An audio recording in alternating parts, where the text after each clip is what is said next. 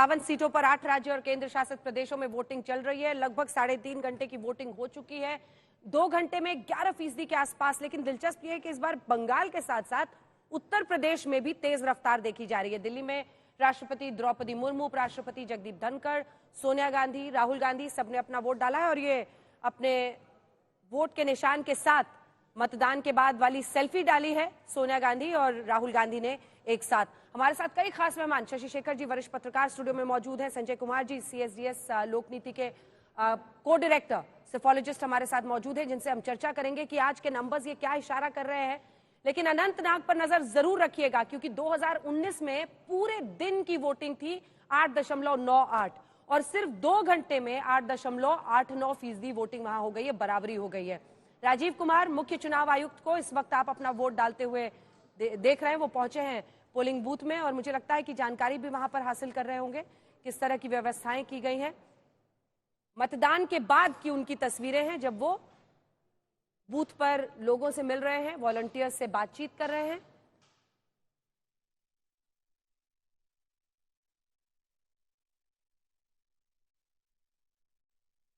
आज 58 सीटों पर वोटिंग है और ये दिलचस्प है कि 7 की 7 सीटें जो दिल्ली की हैं आज उस पर वोटिंग हो जाएगी और इसी के साथ साथ हरियाणा जहां पर 10 की 10 सीटों पर वोटिंग आज हो रही है। पिछली बार के अगर आप नतीजों को देखें तो वो भी बहुत दिलचस्प है क्योंकि पिछली बार इन्हीं 58 सीटों में 45 सीटें 40 आई थी बीजेपी की, जेडीयू की 3, एलजेपी की 1 और आजसू की 1। तब यूपीए जो था कांग्रेस उसकी हिस्सा थी, उसकी एक भी सीट इन 58 सीटों में नहीं आई थी। वहीं बीजू जनता दल ये सब अन्य में आएंगे, 4 सीटें उनकी थी, बीएसपी की 4, 3 टीएमसी की, नेशनल कॉन्फ्रेंस की 1 सीट आई थी और 1 एसपी की, समाजवादी पार्टी की।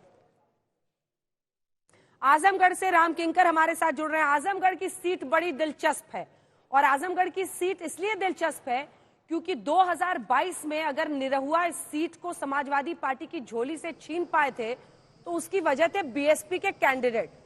अब वो बीएसपी के कैंडिडेट तो हवा हवाई हो गए हैं और ऐसे में दिलचस्प हो गई है ये सीट। लेकिन वहां पर क्या वाकई मुकाबला, जिन 5 सीटों का पीएम चर्चा कर रहे थे बार बार कि एक ही परिवार वालों को सबको चला गया है, उनमें से एक सीट ये भी है। निरहुआ के क्या चांसेस और क्या समाजवादी पार्टी वापस अपने इस गढ़ को ले पाएगी?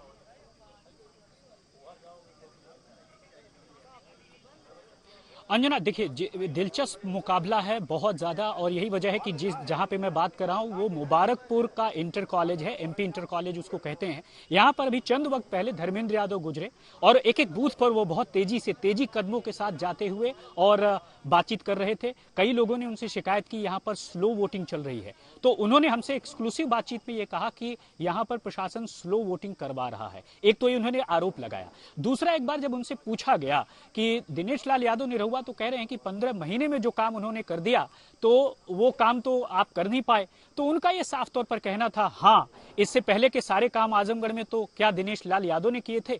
तो उन्होंने साफ तौर पर आरोप लगाया कि इंडी गठबंधन जीतेगा और ये भी कहा कि जिस तरह से यहां पर मुकाबला हुआ है एक तरफा उन्हें वोट मिलेगा। लेकिन अंजना, दिलचस्प लड़ाई आपको बता दूं कि ऐसा पहली बार हो रहा है। बीएसपी जब अपने तरीके से सियासी सेंधमारी की कोशिश कर रही है, उसने बुनकर समाज से एक ऐसे शख्स को उतारा है मसूद सबीहा अंसारी, तो साफ तौर पर पसमानदा समाज से आते हैं। तो अगर मुस्लिम यादव समीकरण की अगर बात कर लें तो मुस्लिम वोटों में भी बंटवारा हो सकता है। यादव, चूंकि 2 यादवों की लड़ाई है, वहां भी बंटवारा हो सकता है। तो जाहिर तौर पर अब दलित जिसके साथ जाता है उसी की मजबूती होगी। अपने तरह से अलग अलग दावे हैं, लेकिन 4 जून को पता चलेगा कि लोगों के मन में क्या है। लेकिन इतना जरूर है, यह बहुत दिलचस्प इसलिए भी है क्योंकि सैफई परिवार ने यहां पर ताकत लगा रखी थी और ऐसा पहली बार होगा जब इस सीट के लिए देवरानी जेठानी ने प्रचार किया, अपर्णा ने बीजेपी के पक्ष में दिनेश लाल यादव के लिए प्रचार किया, तो डिंपल यादव ने भोजपुरी में आजमगढ़ के लोगों से वोट की अपील की धर्मेंद्र यादव के लिए। तो 2 यादवों की लड़ाई, सैफई परिवार अपने आप में यहाँ पर खम ठोक रहा है। तो बहुत दिलचस्प वाकया है। लेकिन बहुत लोग तो ये उम्मीद कर रहे थे कि मैनपुरी सीट पर शायद ये वाली जो आप प्रचार की बात कर रहे हैं, ऐसा एकदम फेस टू फेस लड़ाई देख ली जाएगी डिंपल यादव और अपर्णा यादव की, लेकिन वैसा हुआ नहीं।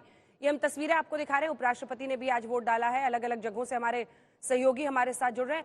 आशुतोष दक्षिण दिल्ली से हमारे साथ जुड़ गए हैं और आशुतोष, ये सीट बहुत दिलचस्प क्योंकि यहां पर अगर आप मुकाबला देखें, यहाँ क्या मतलब सातों सीट इस बार दिल्ली की इतनी दिलचस्प है। और कुछ देर पहले हम लोग नई दिल्ली की सीट पर वोटिंग दिखा रहे थे, तो प्रियंका वाड्रा गांधी से ये पूछा भी गया कि इस बार क्या आपको झाड़ू के लिए वोट करना होगा।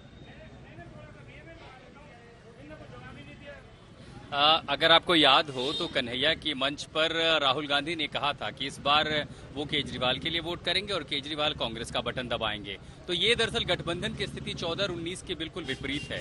14 और 19 में गैर बीजेपी जो वोटर था वो दो पार्टियों में डिवाइड हो गया था। इस बार ये कोशिश थी कि दरअसल वो दोनों वोट अगर एक साथ आते हैं तो बीजेपी को चुनौती मिलेगी, और संभवतः इसका अंदाजा था। इसलिए आप देखेंगे कि 7 में से 6 सीटों पर बीजेपी को उम्मीदवार बदलने पड़े। उस सीट पर भी जहां मैं खड़ा हूं, रमेश सिंह विधोड़ी को हटाया गया और दिल्ली विधानसभा में जो नेता विपक्ष हैं उनको यहां से उम्मीदवार बनाया गया। एक अच्छी तस्वीर जरूर दिखाना चाहता हूं, शायद ये दिल्ली के उन तमाम वोटरों को भी संदेश दे।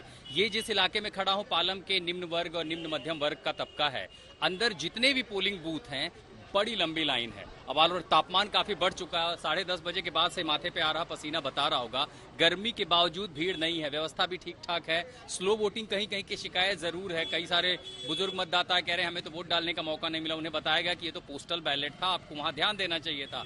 लेकिन इन सब के बीच एक सुखद तस्वीर है कि जिन इलाकों में आप जा सकते हैं, संभवतः ये उम्मीद थी मतदाता निकलेगा नहीं, कम से कम राजधानी में ऐसा जरूर है। लेकिन हाँ, उसके लिए काफी सारी मेहनतें तमाम पार्टियों की थी और वो मेहनत आज कम से कम जमीन पर दिखाई दे रही है। अंजना। ठीक है शशि शेखर जी, जल्दी से आपके पास आते हुए, लेकिन अलग अलग जैसे कन्हैया कुमार के लिए प्रचार किया राहुल गांधी ने भी और अरविंद केजरीवाल ने भी, लेकिन अरविंद केजरीवाल और राहुल गांधी एक साथ किसी मंच पर नहीं दिखे।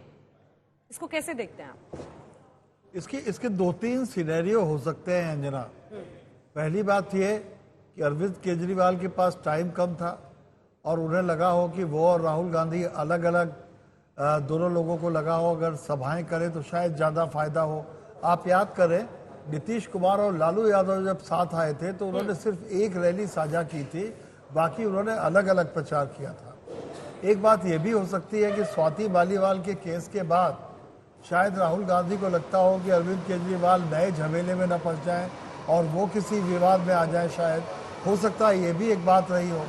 और एक तीसरी बात ये होती है कि दोनों पार्टियां साथ में होने के बावजूद ये बात अच्छी तरह से समझती हैं कि उनके राजनीतिक करियर अलग अलग है। जो जितनी ज्यादा सीटें पाएगा उसका उतना ज्यादा नेगोशिएशन होगा। बासुरी जी खड़ी हो गई है, जरा ऐश्वर्या बात कीजिए उनसे। नई दिल्ली पर सोमनाथ भाटी को और कुछ ही देर पहले प्रियंका, पूरा गांधी फैमिली आकर वोट करके गया है। ऐश्वर्या। बिल्कुल बिल्कुल अंजना, देखिए हर कोई जो है नई दिल्ली के अंदर वोट कर रहा है और जो मतदान रहा है वो काफी अच्छा रहा है। बासुरी जी, क्या आपको लगता है हैट्रिक होगी भारतीय जनता पार्टी की? बिल्कुल होगी। आप देखिएगा कि दिल्ली की जनता 7 की 7 सीटें भारतीय जनता पार्टी की झोली में डालेगी। आप बूथ पर बूथ जा रही हैं, क्या आपको कैसा जोश लग रहा है नई दिल्ली के अंदर? कि दिल्ली संकल्पित है अब की बार 400 पार, फिर एक बार मोदी सरकार। दिल्ली संकल्पित है अब की बार 400 पार, एक बार फिर मोदी सरकार। आपको लगता है डेवलपमेंट एक काफी बड़ा मुद्दा है, आप लोगों से अपील क्या करेंगे? जी, मैं आज तो लोगों को ये अपील करूंगी कि भारी संख्या में आएंगे, मतदान केंद्र पहुंचिए। आज का दिन राष्ट्र के नाम है। जब राष्ट्र की बात होती है तो गर्मी से बेहाली कोई फर्क नहीं पड़ता है। आइए, विकसित भारत के लिए वोट करिए, सशक्त भारत के लिए वोट करिए। और हाँ, अगर प्रगति के पथ पर आप चाहते हैं कि भारत इसी तरह चलता रहे तो जरूर आकर उसी नेता के लिए चुनिए। तो आपको जरूर आना चाहिए और मतदान करना चाहिए। बासुरी स्वराज जो कैंडिडेट है नई दिल्ली से बूथ पर बूथ जा रही हैं अंजना, और मेक श्योर कर रही हैं कि लोग जो है अपने घरों से बाहर आए और मतदान करें। अंजना। निकलिए दिल्ली वालों, आपको दिल वाली दिल्ली कहा जाता है, तो आज वोट प्रतिशत से जरा कुछ दिखाइए कि वाकई आपकी दिलचस्पी इस चुनाव में है।